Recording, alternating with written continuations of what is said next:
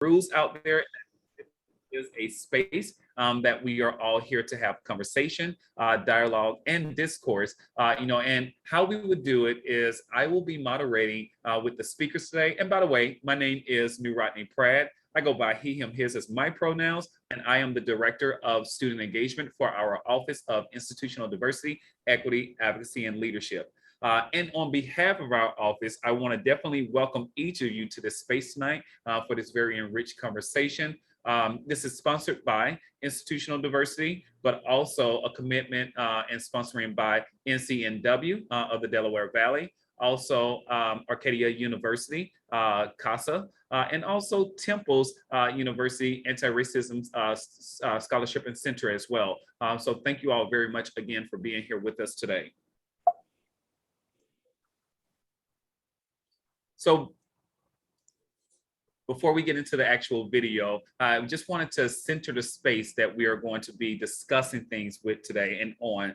We always like to give an acknowledgement to the ancestors that came before us. And in thinking about very indigenous populations and communities that are around the northern border of our country, the Lenni Lenape was the prevalent group, within the Philadelphia area, which is where many of us are calling in from today.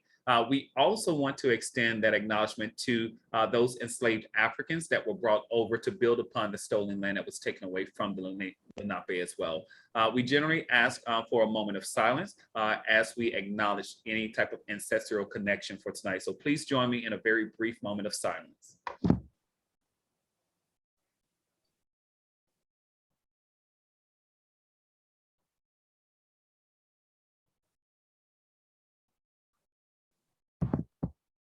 Thank you all.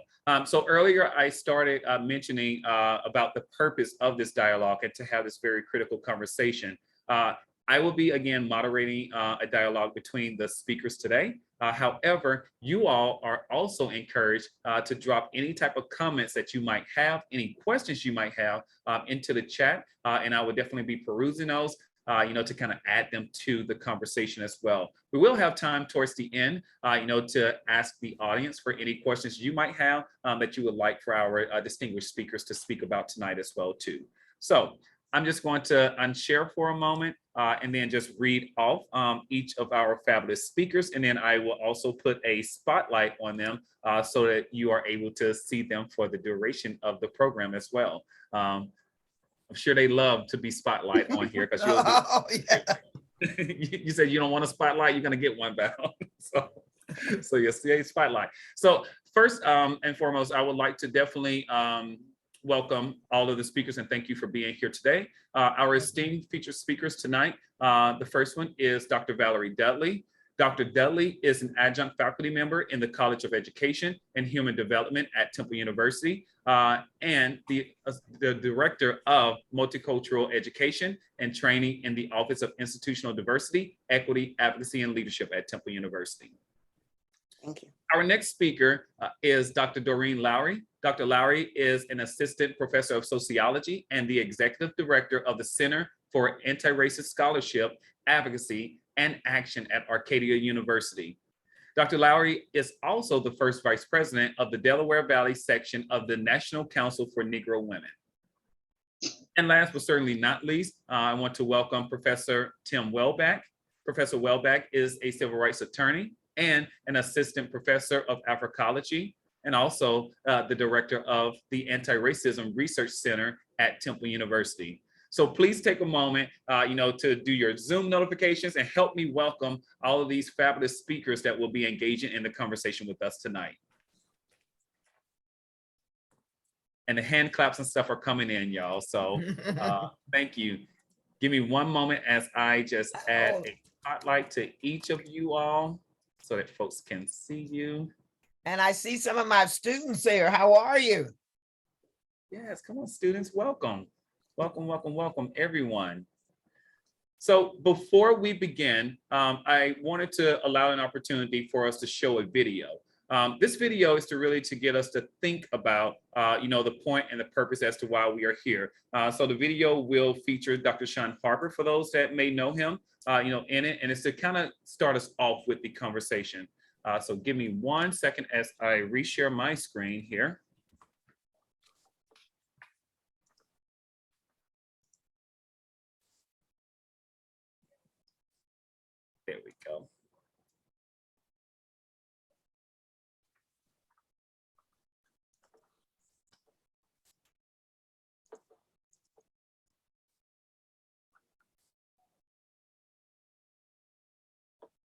And it will begin in a moment. From the political arena to school board meetings. Just want to make sure, Val, does that sound okay? Can people hear? Okay, awesome. From the political arena to school board meetings. The battle over critical race theory continues to heat up. Putting critical race theory into our classrooms is taking our nation in the wrong direction. My message to the Board of Ed: stop indoctrinating our children. More than 20 states have introduced legislation that would limit teaching critical race theory. Tennessee recently passed laws banning the teaching of certain concepts dealing with racism. A state bill has been labeled as the effort to stop critical race theory from Texas classrooms. Several states like Rhode Island and Missouri are considering bills that would stop schools from teaching more about concepts like sexism and racism. Governor Ron DeSantis is banning the teaching of critical race theory in all Florida schools. Telling my child or any child that they are in a permanent oppressed status in America because they are Black is racist. Well, I've invited parents from coast to coast who have polarizing opinions on this controversial system of ideas and its impact on their children to discuss this hot topic on this stage. But before we meet them, I want to welcome an academic that I have an awful lot of confidence in. He's taught critical race theory for over 13 years. You've seen him here before. It's his belief that the concerns about critical race theory have been blown out of all proportion. Please welcome Race and Equity Director at the University of Southern California, Dr. Shaun Harper.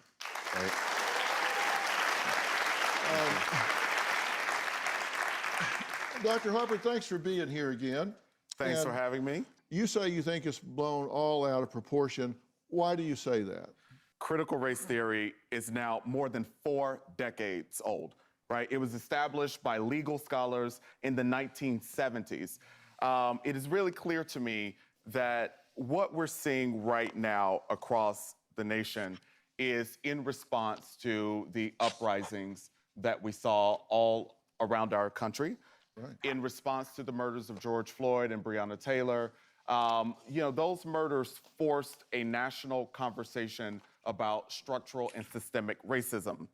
And I think lots of parents and uninformed Americans are conflating conversations about structural and systemic racism with critical race theory. And they're lumping it all under the umbrella of critical race theory. Well, that to me is a very important distinction. Let me read this definition of critical race theory. Critical race theory states that U.S. social institutions, that is, the criminal justice system, education system, labor market, housing market, and healthcare system are laced with racism embedded in laws, regulations, rules, and procedures that lead to differential outcomes by race. That's what you call critical race theory, correct? Absolutely. And you've mentioned that I've taught CRT now for the past 13 years. All 13 of those years, my students have been graduate students, mostly doctoral students, right? There are more than 3.5 million teachers in the United States of America. More than 80% of them are white, and the overwhelming majority of them are white women. It's the logic flow here that there's a whole bunch of white women who are teaching 5th graders critical race theory. I don't think so. It's just not a thing. It's a boogeyman. Yeah. It's not real. So this has been a distortion of labels here. Absolutely. I think that our children absolutely deserve to know the full truth of America's racial history. That's not critical race theory, but it is good, responsible teaching. It is what our democracy deserves. Do you have a story or a question for me? Click the link in the description and tell me what in the world is going on. All right, so we've had an opportunity to watch this video that kind of gave an explanation about critical race theory overall. Before I turn it over to the panelists and speakers for tonight, to kind of process this video and such, I would love for you all to give me just a little bit of engagement. And what comes to your mind whenever you see this image that was just placed on the screen before you? So it's someone that, for those that cannot see the screen, it is an individual that is painting over, a wall that has folks like Malcolm X, Harriet Tubman, Dr. Martin Luther King, on it as well. What comes to your mind? So drop it into the chat, and what you feel, once you see this picture that's in place and how it pertains and connects to critical race theory as well. So before we even get into all of this conversation, or as Dr. Harper termed it as the boogeyman that is being utilized, we want to see, what is your thought process on critical race theory, and what does this picture emulate for you? Give you a few moments before I turn it over to the speakers for their first question. Okay. Denial and fear, whitewashing Black history, denial, backlash, whitewashing, erasure, fear of the truth, denial. So we've heard a lot of these things that came into play, and we heard some of that too, subsequently through the conversation from the video that we just said. So I appreciate you all engaging, in that moment of time. Continue the engagement, and we will definitely be looking into the chat, to connect it back to the speakers as well. So I'll unshare my screen for a moment and begin our first set of questions. And Tim, you are lucky winner number one for this first question I wanted to ask you about. If we can start for a moment, Tim, at the basic and at the beginning, if you can kind of describe for us what actually is critical race theory, and also if you can go into some of the tenets that it incorporate as well. Yes, certainly. So critical race theory is a legal framework that seeks to analyze the nexus of power and racism in the United States.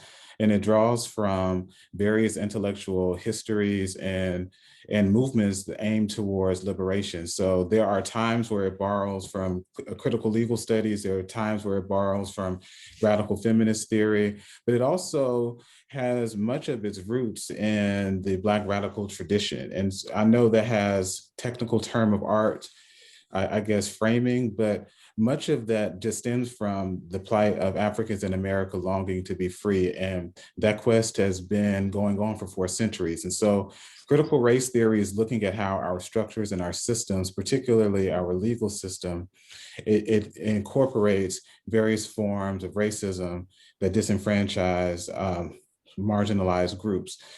In terms of its tenets, so that's one of the, I think, the greatest misconceptions about critical race theory, in that there isn't some overarching theory or framework that all critical race theorists agree with. And that the thought is multifaceted. There are many different architects of the legal framework and many different theorists, but there are a few basic ideas that are in agreement. One, that race, as we understand it, is a social construct.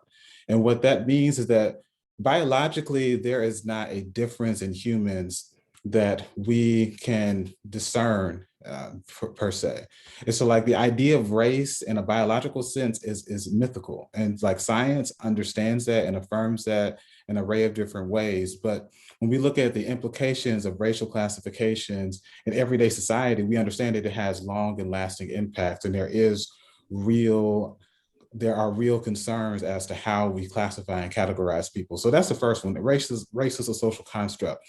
Another is that racism in America is an ordinary facet of society, and that we often try to instill this myth that we have moved past some of the horrors of our history, and that we have arrived at a place of enlightenment and we have shed some of the vestiges of the past. And critical race theory says, no, there are forms and realities of racism that are ordinary within the general scope of American society.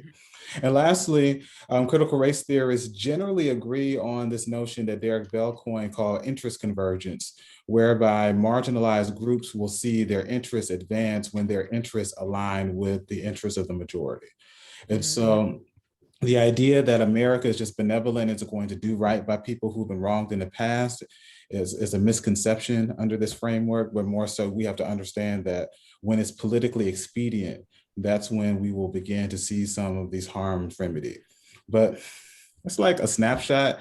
There are all types of like books and law review articles and the like about it. There are dozens of different theorists, both living and some who have passed on: Derek Bell, Kimberly Crenshaw, Patricia Williams, Angela Harris, Cheryl Harris, Alan Freeman. There are literally dozens of scholars across disciplines and the like who've used critical race theory in their work.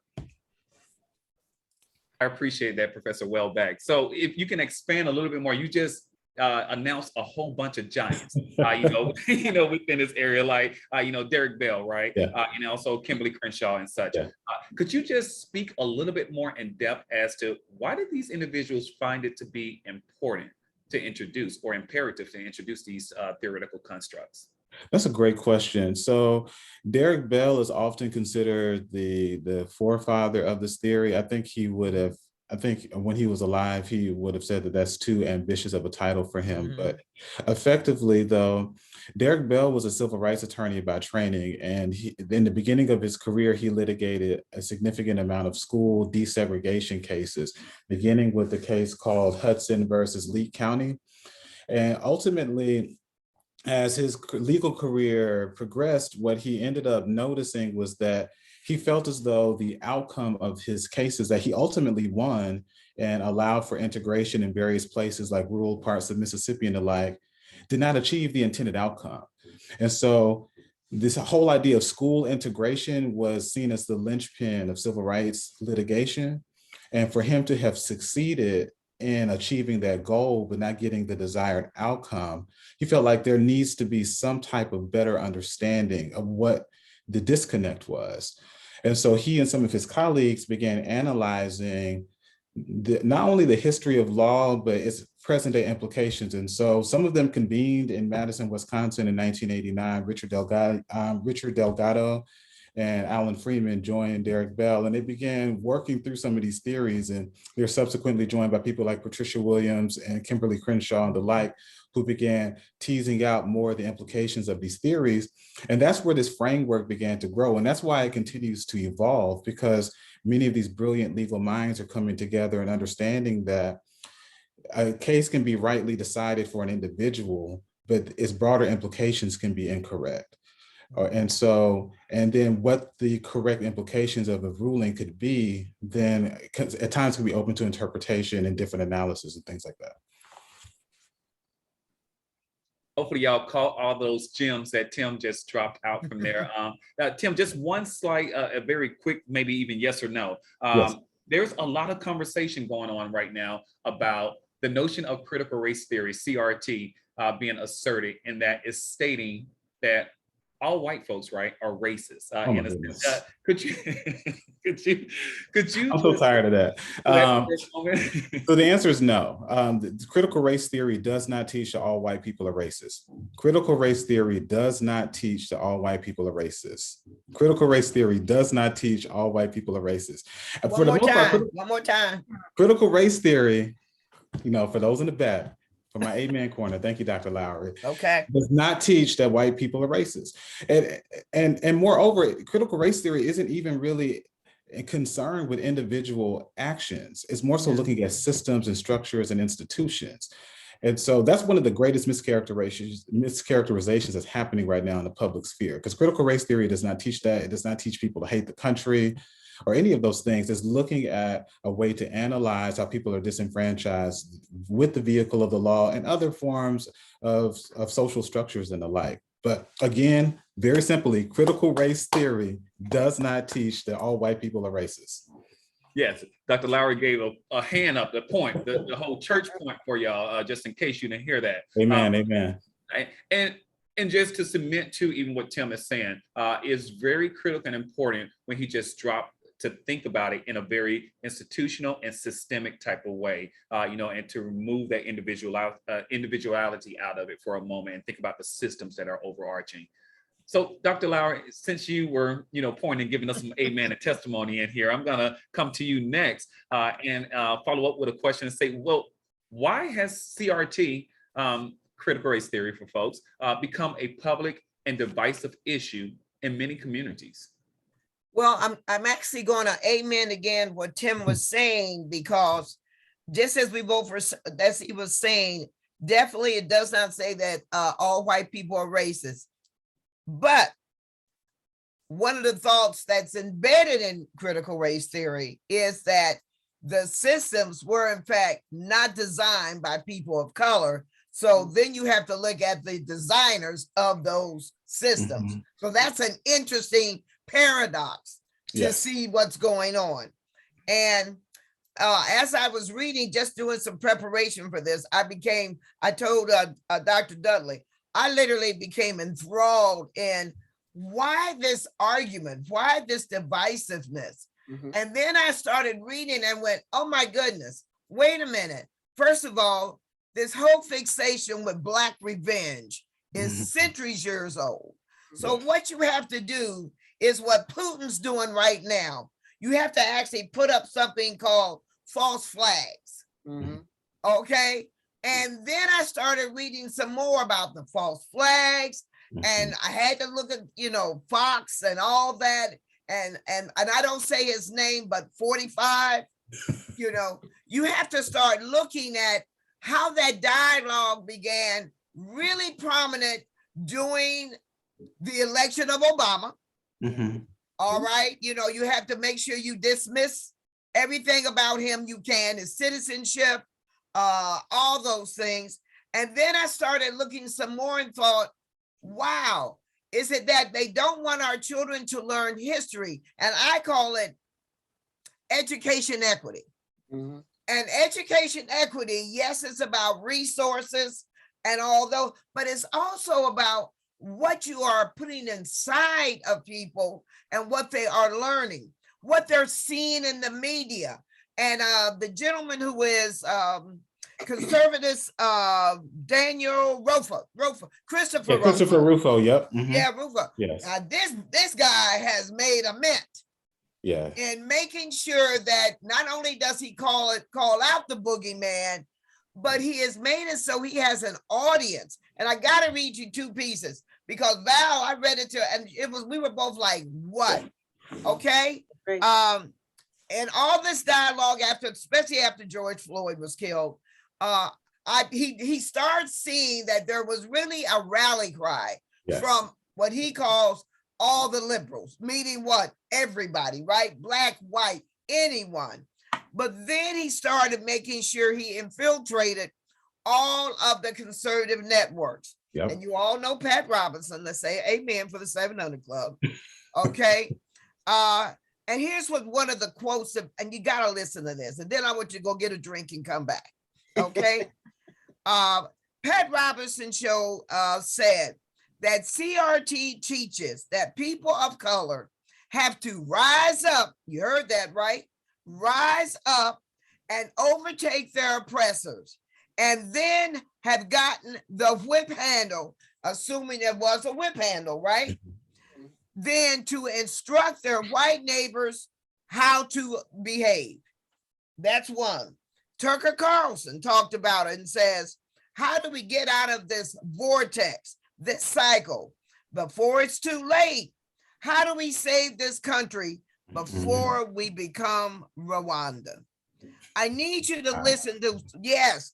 I mean, I had to read it 3 times because I'm like, they are actually saying, now I look at Fox because I can't teach unless I look at Fox because I teach a course called racism. And so I've heard all of this, but the more I started reading more and more of these pieces, hang on 1 minute. Like, we've got Zoom phone and it keeps coming into my my computer. And the more I started reading about the propaganda that Christopher Rufo was putting out there and the willingness, now, and it wasn't just white people buying into this willingness, because you saw the young white woman talking about it. As Christopher said, and so did Sean, what Rufo has done is taken the word, the meaning, and misused it and provided disinformation to keep it flowing. And that for me at 74 is so scary because I know the power of social media. Absolutely. He didn't want to use cancel culture and woke. Those were words that he even said, that's not what I want to do. He wanted to re-engineer the concept.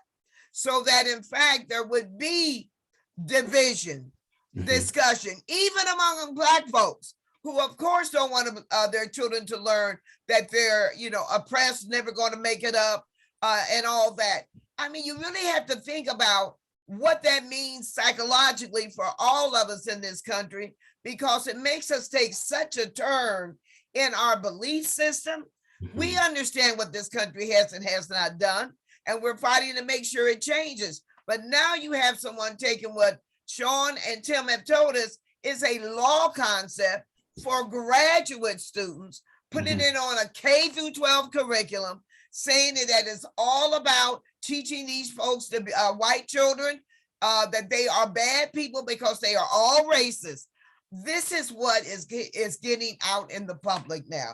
And it is very scary. We understand 45 began it with all the stuff about the federal government not being allowed to provide diversity training. It's a scary time, and we're going to have to do a lot to redirect definitions. Oh yeah, Absolutely. absolutely. Rodney, if I may just really quickly, Hey, first of all, please. I want to just amen Dr. Lowry again, because she was preaching right now. We can lift the offering. But aside from that, though, Patricia Williams has responded to this too. She's one of the architects of critical race theory, and she's talked about what Christopher Rufo is doing as definitional theft.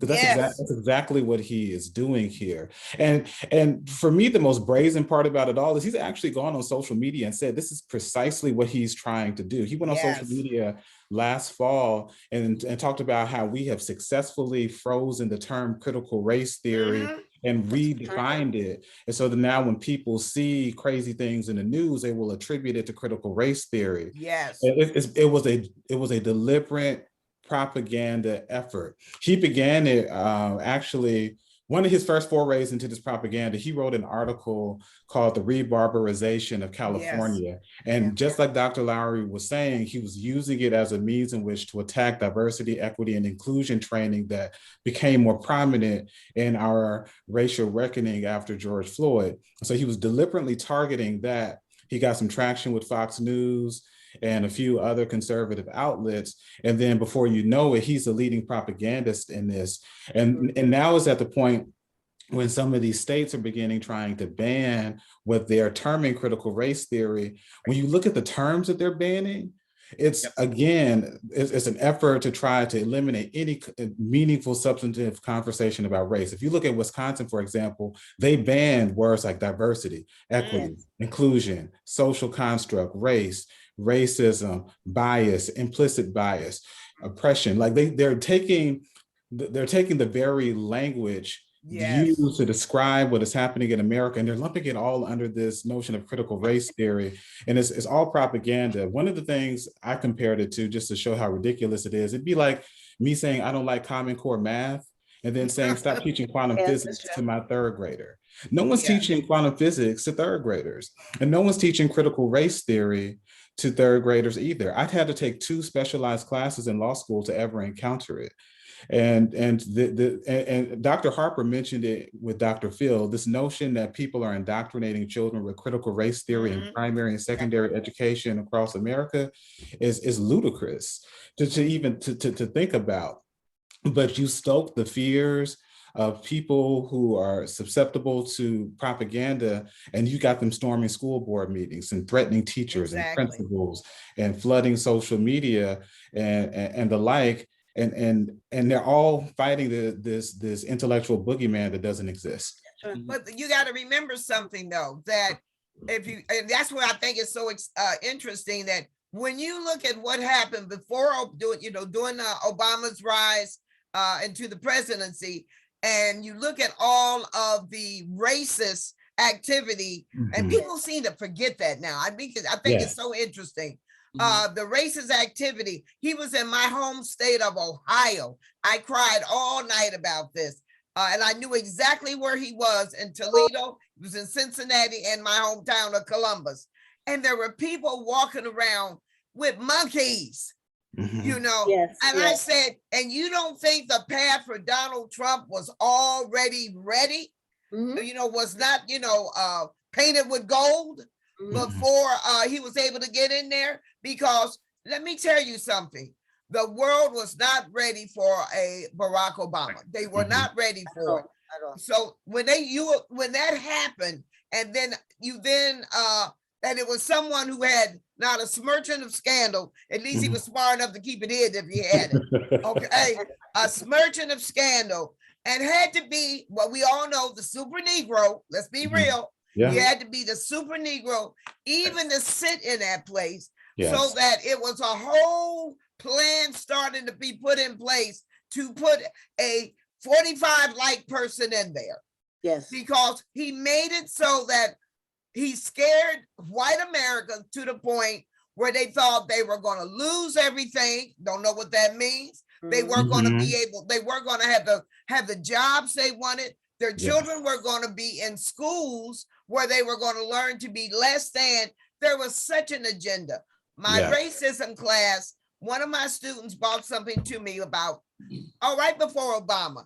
On there, she said, I got this phone call and I recorded the number. She said, I need you to play this in class. Now, this was a message left to her out in Downingtown. And it was saying how they were going to make sure they killed Obama, his wife, and his children. And anyone wanted to help them, they left a phone number to call. Okay. So again, when people want to like conflate, is what Sean said, CRT with education equity, then we know that the country is gearing up for the yellow brick road again to number 45. Yes. Oh, you're right. You're right. And Ryan, I know you got a gang of questions. I just want to throw one more thing out there. Yeah, go ahead. Dr. Lowry was preaching. I just want to amen her some more.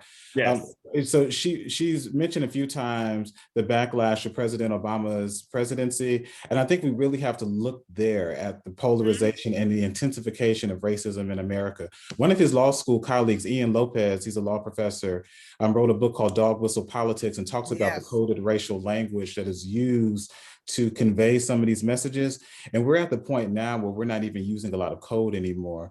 But what I would just say briefly, just to kind of also just augment some of what Dr. Lowry was saying too, is that every single point in American history where it has appeared as though Black people have made some type of meaningful progress, there has been significant backlash. We look at the end of slavery and Reconstruction is met with the lynching era and Jim Crow.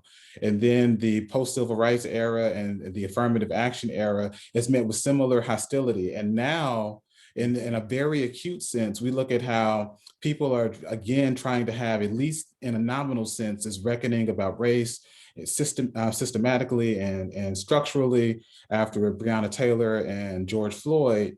And we start to get more teaching about some of these things, both in professional settings and in school settings, and then we see this backlash. And critical race theory was just obscure enough to where if someone comes in with propaganda and says, see, this is what they're teaching your children, and if you already had a proclivity towards not wanting to hear those types of things, it gives you a framework now to attack it. I think Annette in the comments asked, how do we combat some of these measures to try to mischaracterize critical race theory? And regrettably, what I would say, if somebody's unwilling to believe the truth, even when presented with evidence, you're not going to convince them. And some of these people have already made up their minds about what critical race theory is, what diversity training is, and even have believed in this false sense of white victimization too, and that something is being taken from white people in exchange and giving to Black people, and that's what's stoking a lot of the fervor and its backlash. No, Tim, I appreciate that, and Dr. Lowry as well. Yes, amen, and feast and all that good stuff, right? Because I just wanted to even follow up with that, with this almost weaponization of utilizing CRT as well, and that governments such as Florida, for instance, that are using it for people to report one another, right? If That's true. Are trying to pass these legislations that's saying if you see or hear anyone talk about these different types of topics, you need to report them. And these techniques seem very reciprocal to what we've seen before too. It used to be back in the day too, and this fell upon race as well, when people would say, "Oh, this person is communist." You need to do this. We're seeing very similar trends, and patterns that if you see it, you need to say something, you need to report it, because guess what? It's the scary thing that's happening. It's going to take away your rights as well too. So I appreciate y'all, for definitely highlighting that. And I'm just going to say it out loud. I mean, a lot of the stuff that we've been talking about is this notion of anti-Blackness that has happened. Yes, it is. Backslash, that is occurring that shows and demonstrates anti-Blackness. And Tim highlighted, one of Derek Bell's tenets of CRT, and speaking about interest convergence, and that civil rights was successful because it was the will of whiteness in a sense too that wanted it to be that way. So they benefited from it as well. So that is really what Derek Bell is saying, that things happen because the dominant race is wanting it to happen as well too, which explains that notion of the election, right? When it comes to, it's not a conspiracy theory, I promise you, right here, but we're now seeing this full backlash, that has happened. America is becoming perceivably more diverse and such. So what are we going to do to heighten and stop it? And then we saw 45 come out with all of these. I don't even think they were dog whistles, to be honest. Nixon used dog whistles. Trump had a little blowhorn, a bullhorn, that was saying some of these things as well. So it's really important to think about that, as we continue this conversation as well. I don't know if you all, there's a book, I hope I'm saying the book right, so one of you all help me, called The Death of Whiteness. And in that, he actually talks about during the Obama era, that one of the reasons that so many whites were against it, because they thought in some way that Black people were going to be able to get a ladder up. So to keep them from getting that ladder up, they would go against it and allow their own group of folks to die in the death. I mean, it's a phenomenal book. And real quick, the 400+ year experiment failed. First of all, they wasn't even supposed to make it so that we alive, that we were able to survive the passage over here. So that experiment of making people inhuman, to make sure you degrade them, that you even leave them out of history. That's why I talk about education equity, that you dissolve them out of the books of history, all right, makes it so you don't have to worry about thinking about who these people are. That experiment failed, and it failed wonderfully, because I couldn't be sitting here with a PhD, Val couldn't be sitting here, Tim couldn't be here, the people in the audience, jobs, houses, a life. This was not supposed to happen, y'all. This was not supposed to happen. And it happened, and it has scared people. That's why laws had to, we're the only group of people born in the United States that you had to make amendments to give them some kind of liberty and freedom. We are the only ones, okay? So that tells you that the experiment failed, thank God, and we have to make sure it keeps failing. No, you're back at that pulpit again. So I'm saying it's all right. We got to talk about it, right? We got to acknowledge it, in order to confront it as well, too. So I appreciate that, Dr. Lowry. Speaking of education and such, I want to transition for a moment into Dr. Dudley, to actually think about education, right? Because we knew at one point in time, it was illegal for Black folks to even read, right? To say the least. And some of that was some of what Dr. Lowry kind of put out there, it was to kind of keep things down, to keep things subjugated, to keep control and promote that level of fear. So Dr. Dudley, I'm going to ask you a question that kind of goes back into, education a little bit deeper as well, too. But I want you to think about it from this revisionist history perspective. So we've heard all of these counter arguments. And the blatant question I want to ask you, is critical race theory a method of teaching revisionist history? And if you can provide some examples as well, that would be even awesome. Sure. I would say in some ways, yes, it is. So what they're doing with putting it out there around critical race theory is that they really don't want to teach our history. And so when you go back and look, recently there's been a lot of people don't know this, but like our textbooks come from Texas. And so, some of the companies in Texas have been putting down, different history about us. So now we know that as Africans, we were put in slave ships, chained, and put in the bottom of the holes and brought here to this country for labor. Okay, but they, in one of the textbooks, put down that slaves were considered as workers, that we immigrated to this country for better job opportunities. Okay, which really kind of, bypasses the whole violent removal of Africans from their homelands and their families. They would say that we were, brought here, but actually you stole us, from our countries and brought us here for servitude. Okay, and unpaid, and we weren't getting paid. Okay, I've heard, in some of the books they talk about that slavery was a benevolent opportunity for slaves because it gave them an opportunity to work, and that the slave master provided for them, and so that slaves should be, those that were enslaved should have been grateful. But that's what they're writing down in the history. So they're really taking out, the factual information about what has happened in our country when it comes to, our Black history. They leave out, the fact that that we were inventors, that we helped create this country. When think about January 6th, storming the Capitol. And so people say, well, we're going to take back our house. But in actuality, enslaved people helped build the White House. Okay. When you think about going back to the Revolutionary War, the first person that was killed was a Black man, Crispus Attucks. Okay. Right. So, think about, and that's history that they're not teaching to our kids. And I mean, even before some of this, the talk about critical race, the reality for a lot of us going through public schools, they did not talk about our history. You got Black History Month. You probably heard about, Rosa Parks, maybe Harriet Tubman, Frederick Douglass, Malcolm X, Martin Luther King. And that was it. You didn't hear about all the other contributions that we have made to this country. And I think that what you're seeing is not wanting us to learn. They, the critical race is trying to say like, well, no, we don't want you to teach this. And in some ways they are trying to provide a revisionist history. We talk about, it's funny, I like searching different memes here and there. And I saw this one meme, it says then and now. And it's an image of, a person that said, well, we must preserve our heritage. And so you think about all the taking down of, statues of generals from the Confederate and then from the Civil Rights War and the Confederate. And then it says, but then the other person says now, that same person saying, well, we must bury our heritage.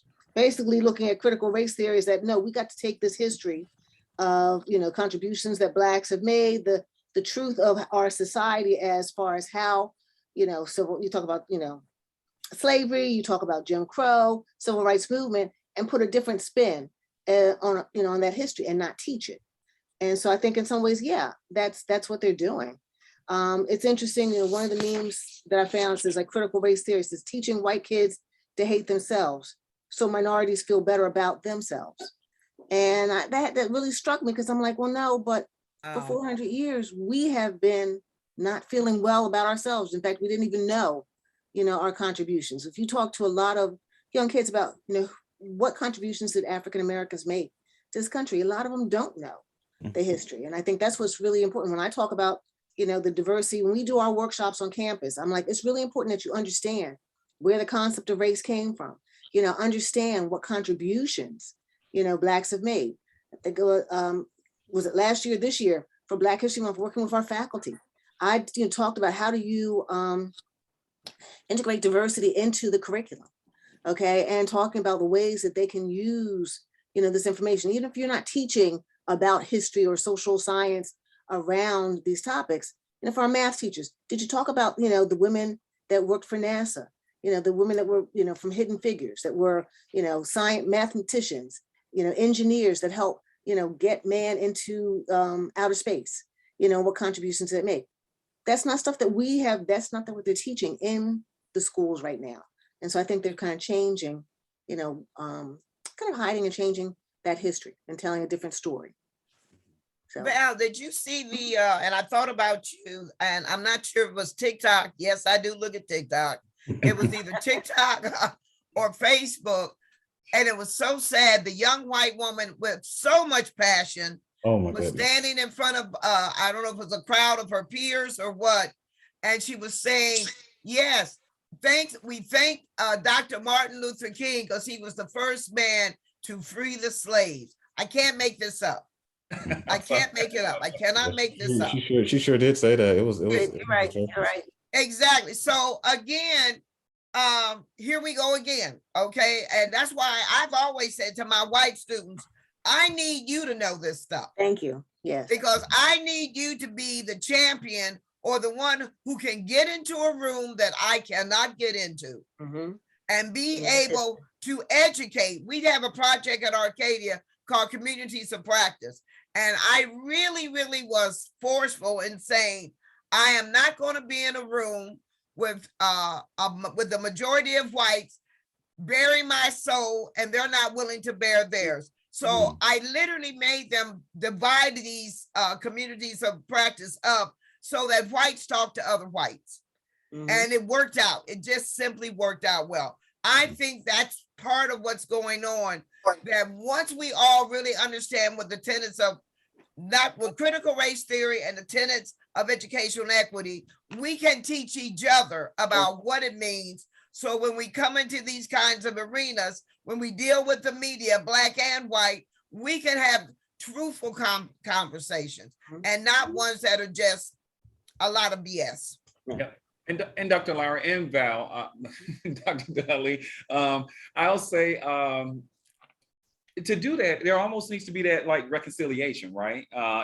Within a society. And I'm still thinking fully to where at a very high national level where we have had those conversations, to recognize, the ongoing, level of anti-Blackness that may occur, within time as well. Because Val, to your point, I'm thinking about the conversation around the Confederate monuments, that happened as servants, right, around time frame.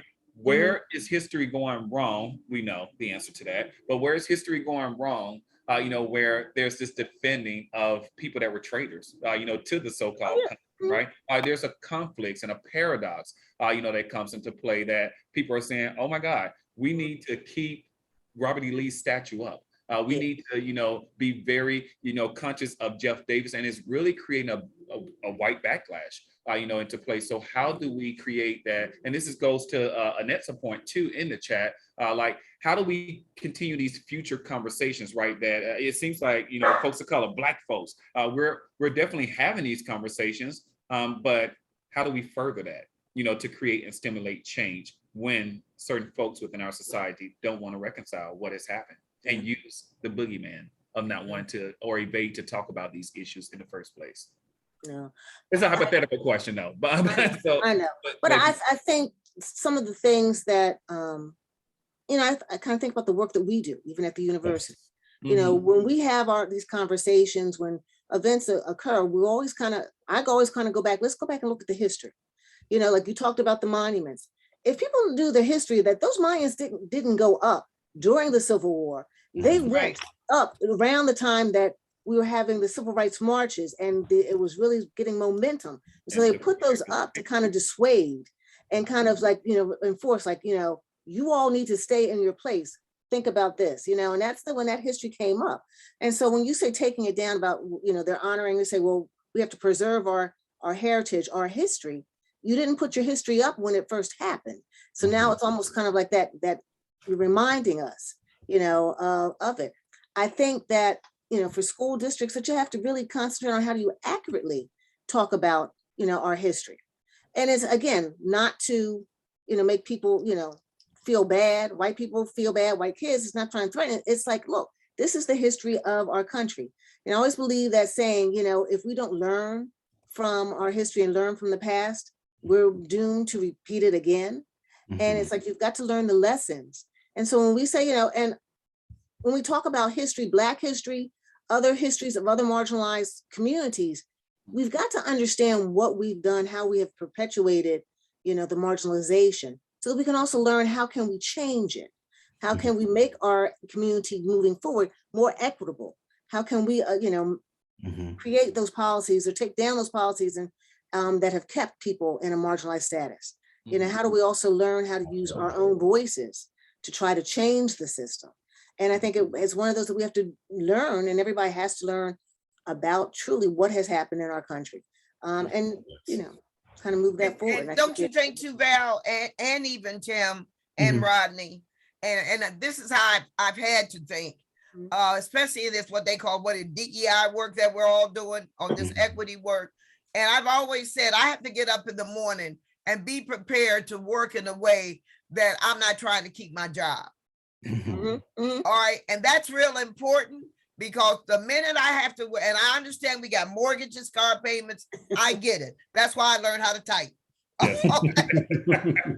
That's why I learned how to type and take shorthand. So if I had to go get another job, I could, because the minute that I have to worry about keeping a job and not dealing with the real problems, having to muzzle what I'm saying, when I'm trying to make sure we push things forward. Because I'm looking at what Tony asked about, you know, and I don't use the word ally anymore, Tony. We are all, co-conspirators. We are all out there trying to change the system. And sometimes it ain't about being an ally. An ally for me writes a check. All right. I need somebody willing, again, what I've said before, to give up as much as I am willing to give up. If not, then stay out of my way. I'll still like you, but you're not going to be in the fight with me. And I think once we become real about who's willing to do what.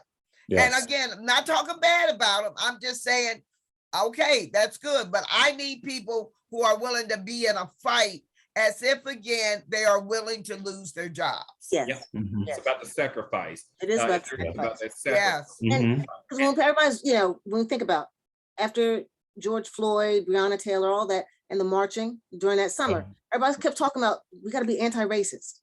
And the reality, if we're really going to be anti-racist, you've got to really be willing to put it into action steps. So really thinking about how are we going to change, our society, the policies, the procedures that have marginalized individuals, have kept us that way. And be willing to say, I want to live in an equitable society.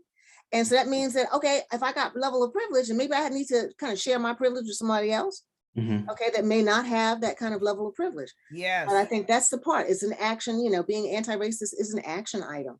It's, not something I can say, okay, yeah, I'm gonna write you a little check, and, no, you gotta be willing to do it. Good stuff. I completely agree. And that so much of the current moment requires courage and action. If we're going to have any type of meaningful change, we have to move beyond platitudes and nominal gestures and actually do the work. And that kind of brings me back to Annette's question earlier, where she was asking, how do we go about stopping this effort, this propaganda effort, and some of this mischaracterization and the like? And I think we do it at an array of different levels. So for one instance, Dr. Mark Lamont Hill here at Temple, he has a show called Black News Tonight. He's hosted several forums on critical race theory, where he's educated the public. We need to amplify things like that more, and need to have more things like that. We, as community members, need to be in school board meetings and ensuring that these attacks against teachers and school board members and district officials and the like at least have some type of counter. And ensuring that at the very least, if nothing else, if we're outnumbered, at the very least, we're going to say that we had our voices heard and we stood 10 toes down and fought. And then just at the micro level, we need to make sure of what's happening with our own children. I'll give you an example. So at the height of the pandemic, when my children were doing remote learning, my oldest daughter's teacher gave her a worksheet whereby it was a reading comprehension activity. And so she was supposed to do that. And it was celebrating Andrew Jackson as someone who pulled himself out of poverty and ascended to the presidency. And the overall tool was, or I guess the import of the project was to not only to lionize Andrew Jackson, but his overall work ethic and some of these myths about being able to pull yourself up by your bootstraps and things like that. And so we had already done enough education in our home for her to know Andrew Jackson's name is not one to be celebrated. And so she came to me and asked me what we did. And I said, baby, you're not doing this assignment. And I contacted her teacher and I said, we don't celebrate Andrew Jackson in this house. He facilitated one of the greatest atrocities in the recorded history. I'm not certain if you're aware of what you assigned my daughter, but this is not something that I deem acceptable. But like, you know, I had a civil conversation with her teacher. I mean, I didn't like go all the way in on her because I wanted to give her the benefit of the doubt. But in so doing, my daughter's teacher admitted an error. She said this is a book that was given to her by a colleague as one that had been used in the past, and she honestly had not reviewed that assignment. And she removed it from the curriculum going forward. And so that's a small change that impacted the students in my daughter's class and whoever will be in those classes going forward. But that's one of the things that is emblematic of what we can do as people, because we often see these large problems in front of us and wonder, what can we do? And I always tell people, start where you are with what you have. And so for me, I have children. So my wife and I are very attentive and attuned to what they are learning. We do supplemental learning in our home and get them into other types of programs and the like. But we're also cognizant of what they are being taught, and to the extent that they need supplements, we offer it to them. And beyond that too, like I said, as we as concerned people are looking at what's happening across the country, we need to be more, we need to be more aggressive in countering some of these narratives. And we can't just forfeit these battles. And even some of the battles are just even in the framing of things. So when someone says that so-and-so state is banning critical race theory, we can stop them right there. What do you mean by critical race theory? Yes. This is what my understanding of critical race theory is. This is an explanation of what critical race theory is. What they're banning is different than what my understanding of what critical race theory is. And so even like not conceding the argument, because like I said at the beginning of this, Christopher Rufo has publicly acknowledged that much of what he calls activism is centered around a propaganda campaign and misinformation. And part of that is definitional theft, to quote Patricia Williams again. And so the idea is, don't even concede that. Stop letting our adversaries steal definitions and define the argument. And so I think those are practical ways that we can go about doing this, looking for micro opportunities, both in our homes and in our communities, and to the extent that we can, looking for ways that we can influence things regionally and nationally. So as we start seeing these moral panics sweep across our states, we can contact our elected officials. Even if we know that they're not going to hear or listen to us, because some of them have already made up their minds, we can at least go on record and say, I am standing in opposition to this. And then from there, doing what we can to organize against these types of behavior. And the last thing I'll say about this is to not lose hope. Yes. Because every generation of my people in this country have had to fight some form of systemized oppression. And many of them fought to see a day that they personally did not witness, but they were still willing to commit to doing the work to make the future better for their children. And so with that said, there are people who fought to see the end of slavery who did not see it. There are people who fought to see the end of Jim Crow who didn't see it, but they still engaged in the fight. And so I said all of that to say, at times it looks disheartening, especially when we see these things regularly, but don't lose heart, don't lose faith. We have a great cloud of witnesses who have joined in this fight, who've gone before us. So we're standing on the shoulders of giants, have many ancestors who have literally given their lives for this cause. And so I always tell people that don't lose hope. You're not by yourself in this. That's true. And I'm with you on that. And that's why I think it's so important. I am willing to bet money that most people do not sit down and look at their state's education standards. Yep. And I went out and looked at Michigan, Colorado, Pennsylvania, and the way they even couch the language. I think I had it in front of me, Colorado's, and they really couch some interesting language around how children should learn about, and they name the litany of different ethnicities. But again, parents don't know. They can go to their state capital or their local government to find out, how do I sit and be part of the development of the state standards? Yes, yes. That's a big deal, because that K through 12 then can be influenced and impacted by parents, by the community. And that's how charter schools came to be.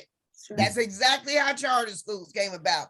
I didn't know a thing about all that until I got into charter schools. And I was able to sit down in Harrisburg and look at all the House resolutions to change wording. That's why Africa was not part of the standards here in Philadelphia until African-centered charter schools came into being.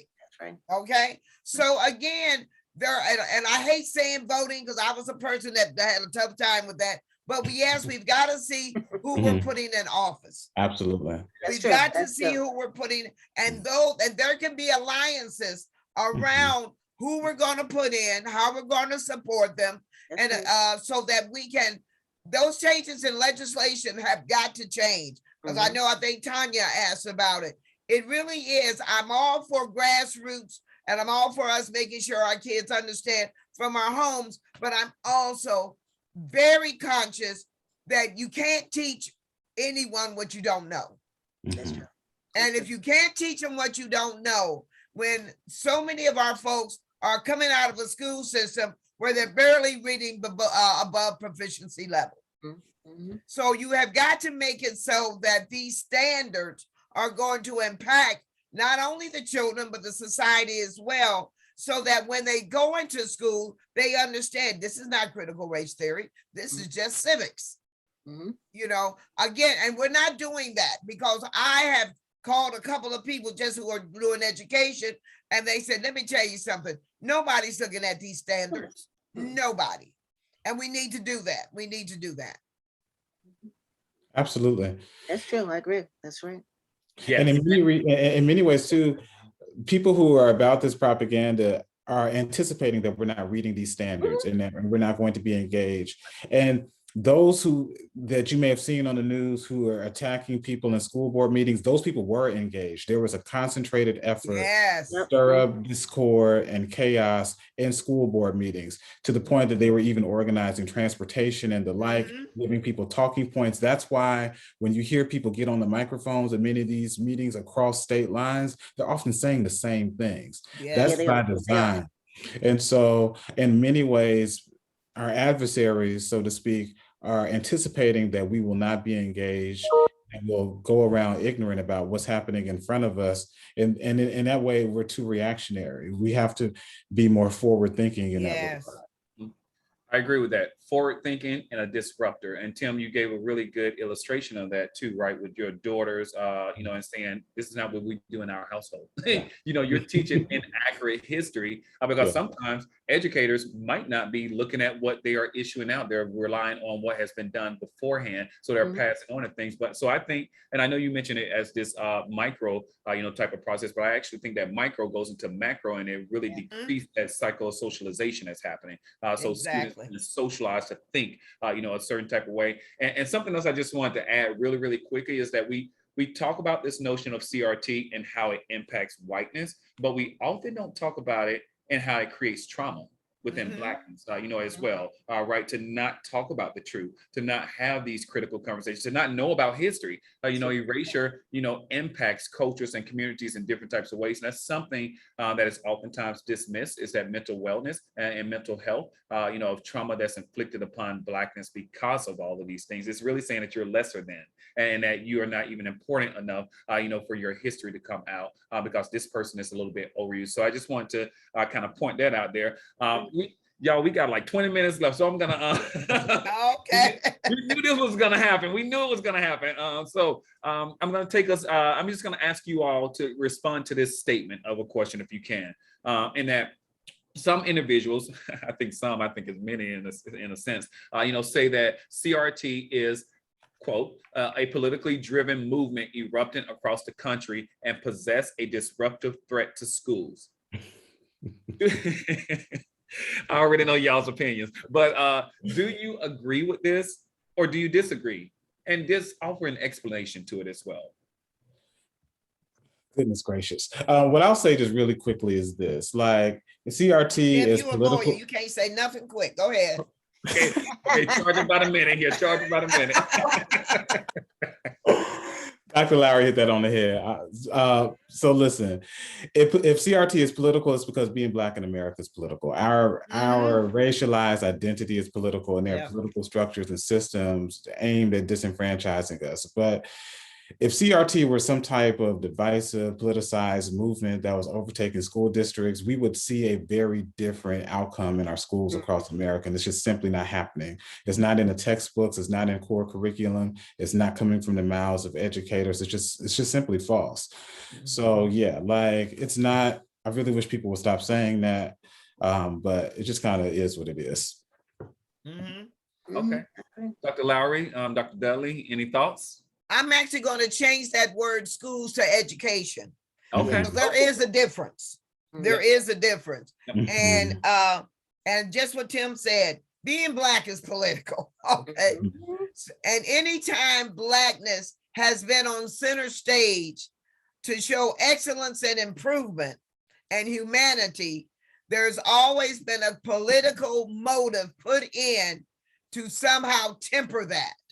And that is what I think CRT, the concept they're calling CRT, is really simply about how do we continue to make sure that this level of excellence that we know is there, because otherwise it would not try to stun it. You got to understand that, okay? That we somehow make sure that we legally make sure that we can stunt this excellence, stunt this education, stunt this progress in such a way that we won't feel bad and it won't put a stain on us. And that's real important for those who are proponents of this so-called new CRT they're promoting. They don't want a stain on them. That's why it's couched in political terms. Okay, because otherwise it's seen as, let's be real, white supremacy in the Klan is rising up in a way that now they're saying, nah, we're fighting against a political abstract called CRT, which is, again, the improvement of Negroes. That's true. Well, Dr. Lowry, you said it earlier, 400 years ago, they didn't expect us to be where we are. Okay. And so I think that the rhetoric around CRT is to say, like, look, we've got to do some things to kind of put the parameters around it.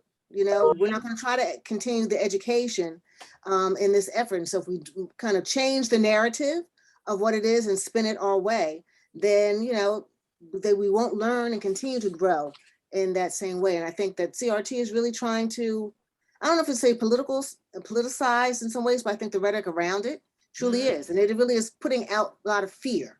And that's what I'm seeing when you see things on TV. I've heard about, school board meetings and parents, talking against CRT in the K-12 environments, which we know is not being taught there. But it's a way of like, wait, we've got to get people aware and become fearful about this. Because if we don't change and eliminate this, then we're going to have a change in a way that they don't want to see, that people, our community doesn't want to see. So that's what I believe. Yeah, because to each of your points, right? CRT is just a glamour. And many of you said this throughout this conversation. It's a glamour to enroll, talking about diversity, talking about identity, it's very respectability politicking, that is occurring. So it's removing the context of what has happened in history as well. I wanted to, let me just look at the chat real quick and see if there are any questions that folks might have, that they would like for me to kind of direct to y'all at all. Let's see.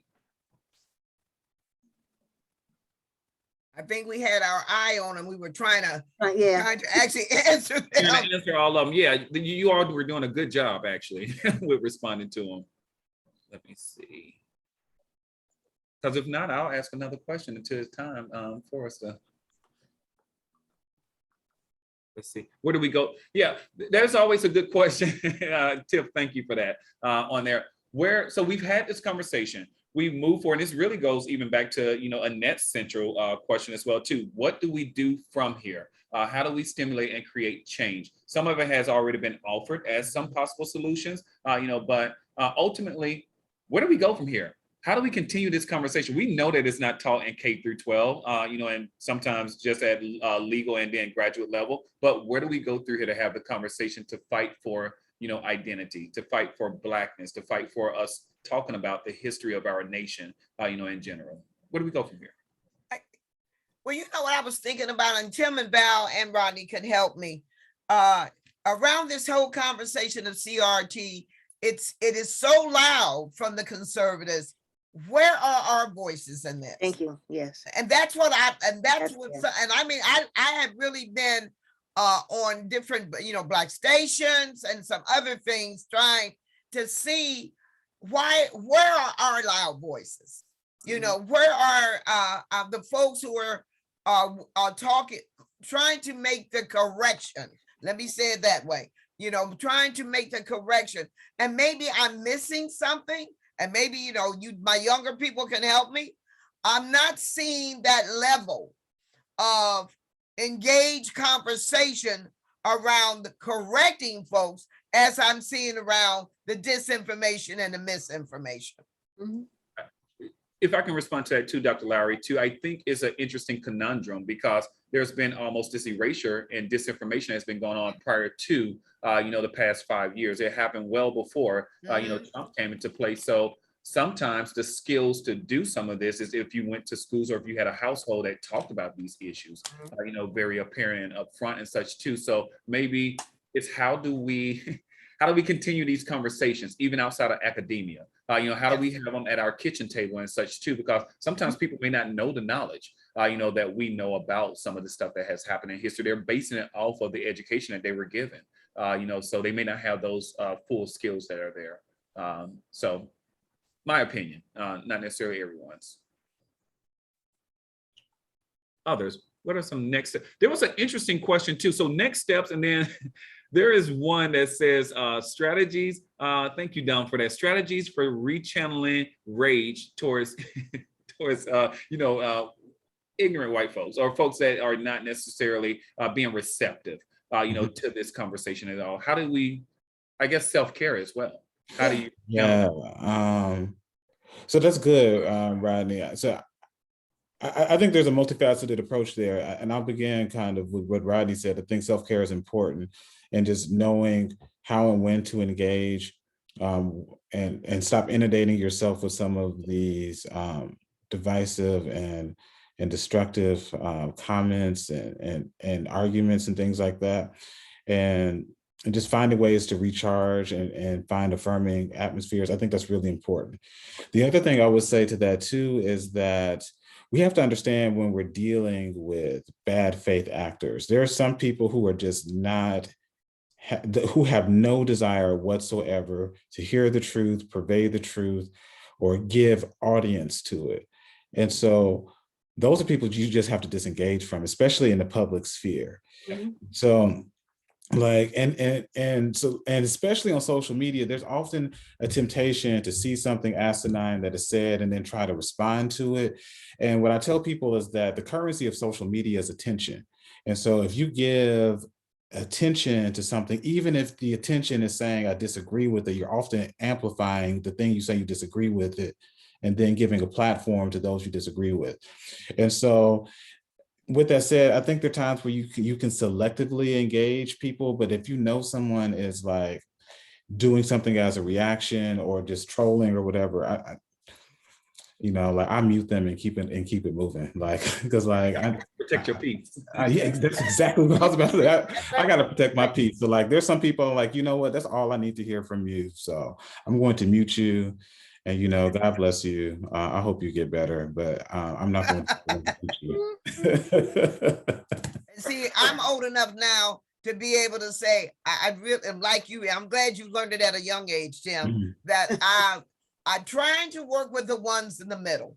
Yes. Mm-hmm. Okay, that's been my mantra for the last few years. Mm-hmm. The ones who are still struggling, still need information, because I believe it's about giving people information. Mm-hmm, mm-hmm. It may not be teaching, it may not be, maybe a newspaper, a book, it may be some kind of way that you can simply provide a way for people to think differently and mm-hmm. behave differently. Because again, what I keep saying, if you don't know what you don't know, you don't know.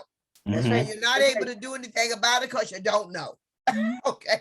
Mm-hmm. And so we've got to help people to know And then you have to leave them to their own devices Mm-hmm. to take the information. Hopefully they'll spread the word. I like church, let's spread the word.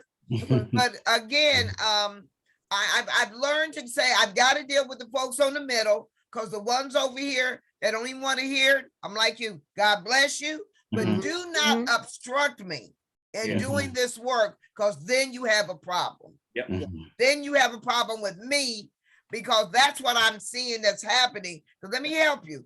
George Floyd is getting ready, that 5-year window when Black folks are in style, yes, I said it, is about to close. Okay. And it's going to get harder for this DEI work. And it's going to be very different.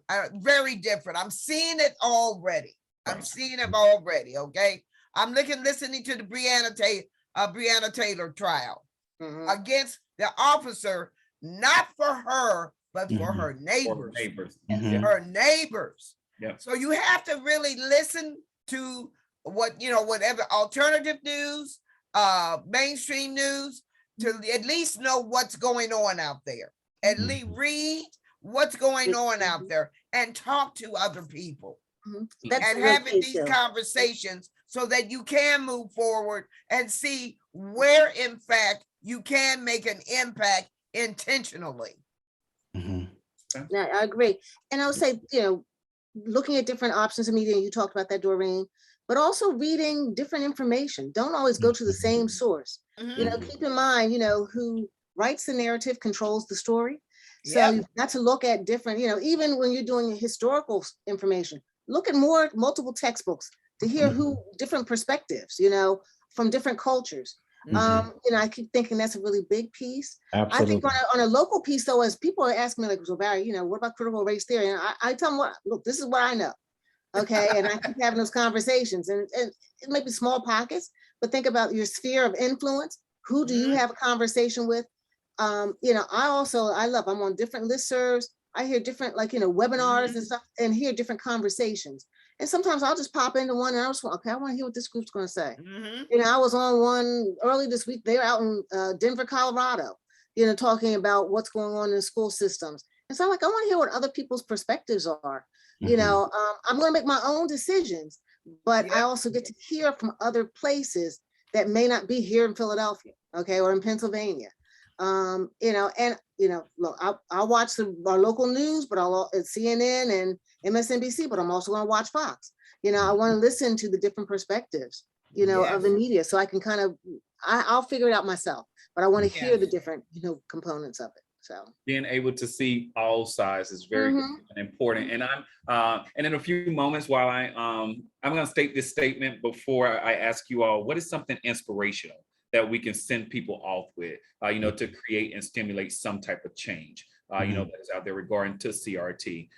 The statement I was going to say is, how do we restore some of the traditional and historical ways of the Black community, that promotes that level of empowerment? And I'm thinking about barbershops and beauty parlors, as well too. How do we re-synergize, some of this energy, especially when we think about the youth, when we think about, folks, because more times than not, folks are in a shop or somewhere, having these conversations. So how do we take this more back to like political correctiveness, or just about identity, about that mentoring, all that good stuff. So how do we kind of use all of these different areas to focus? So not just seeing just a church, not just seeing like mentors, but actually seeing what are some of the things that our youth is currently being involved with, and such as well too, to think about those justices. So that was just my little statement to add on to that.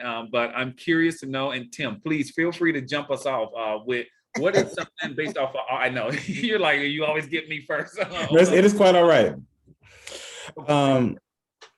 So I think you hit something when you mentioned the barbershops and beauty salons. And I think that one thing that we're missing in this current era is the power of community. They're just, especially before the pandemic, we had more means in which to gather corporately. And even Karen mentioned where the churches.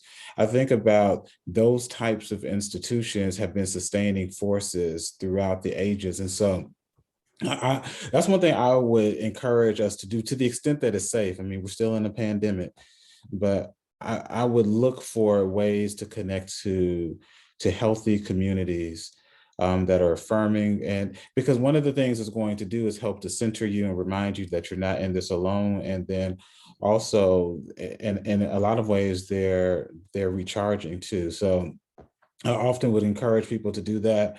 In terms of like other things that we can do, I think, again, just what I said earlier, you start where you are with what you have. And so that's partly why I gave the example I gave before. So I have 3 children. My wife and I are actively involved in their education. And so for us, it starts in our actual home. And then from there, we look for meaningful opportunities outside of our home as well to combat this. So for me, in a professional sense, that means sometimes I'm defending people whose rights have been violated, or that means that I'm writing or teaching about some of the things that we've talked about tonight and helping to create more programming and things like that to help, and even participating in things like this to help people understand what it is that we're talking about. But I think the power in all of this is just making sure that we know that we are not powerless. We may not be as powerful as we would like to be, or even that we imagine that we could be, but we're more powerful than we know, especially when we work together. Yeah. And so that's what I would encourage people to do. Just find ways to work around these things. And beyond that too, just when you need to rest and step away from this. I've had many conversations with my friends about this. So many of my heroes from history didn't make it to old age, and some of them were killed, but those who were not did not take care of themselves, or just were so stressed by the work that we're involved in that it literally cut their life short. And so I think it's really important that we have to make concerted efforts to also take care of ourselves in the process of taking care of these bigger problems too. Thank you. I appreciate it, Tim. Go for it, Dr. Lowry. I hear you. No, I just said amen. I'm just reacting to what he said. Amen. And I put in the black fatigue is a real thing. It is. And it's killing us because, and I'll say it, we take on this work. We live it. So there's no avoiding it, you know, and when you can't avoid it, I told one of my colleagues the other day, I said, you have to understand that Black folks were free, but they weren't liberated. And there is a difference. There is a difference. And she couldn't understand what that meant. I said, how many questions do you ask yourself from the time you get into your car as you're driving till you get in your job? I said, I've asked myself 10 to 15 questions about where I'm going. Am I going to get stopped? What I have to deal with when I get into work. I said, and think about all that within that 15, 20, 30-minute ride. And I'm already torn down before I can walk in there. Or I got to deal with some other stuff today that I don't want to deal with. And I know everybody has these kinds of things. But even if I go into a store, or, okay, am I going in today? Am I being attacked because I'm a woman? Because I'm Black?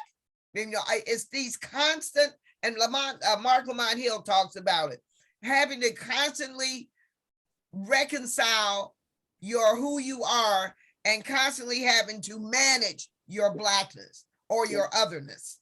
And again, it's a very tiresome thing to have to manage who you are. But that's how I've always had to feel. I've learned how to do it. But at the same time, just like Tim has said, I have to find my peeps and I have to chill. Absolutely. I didn't do that when I was younger. I didn't do it enough. But as I've gotten older, I've learned now to appreciate my peeps. Val, go to the beach. That's right. That's right. Chill out. When somebody calls me, I don't know, I'm too big. No, you ready to go? Yes. So you have to find your peeps and finding your peeps and finding your spirituality about who and what you are and how do you connect to whatever you want to connect to.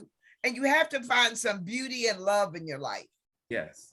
And we don't tend to do that. I always say, I got to have beauty and love. That may be nature, that may be a painting, but I must have beauty and love in my life. Yes. Thank you, Dr. Lowry. Thank Dr. Deli, would you like to take us home? We're at 7:01. Take us home. Well, I put in the chat too. One thing's about, you talked about community, We also talk about our own self-care. I also say, look, as we talk about our community too, let's support our community, the businesses and support, that economic empowerment for us. But I truly agree with everything that Tim and Dr. Lowry, Rodney, you've all said. A lot of this work is, the trauma is real, okay, and the struggle is real. And we've got to find ways of, continuing to uplift ourselves and nurture ourselves while we're doing this work. And so that's what I want to say. That's what I want to do. And so thank you all, for being here with us. Thank you. I definitely want to thank all of the speakers that are here today. They have definitely, gave me a full cup to sip on, tonight. And I hope that each of you, found this very productive and rewarding. So always remember, Black history is American history, and it is something that happens 365. So it's not just something that's within February. That's the importance of us understanding, learning history, acknowledging, and countering those counter narratives that are in place as well too. Thank you all so much. Have a wonderful night. We will try to have this available on our YouTube, shortly. So thank you again, and be blessed. And amen, ashe, everything out there. Have a good night, y'all. Peace out. Peace out, Yeah, y'all. y'all have a good night. Good night, everyone. Bye, y'all. Do we want to stay on for a second? I'll stop the recording. Sure.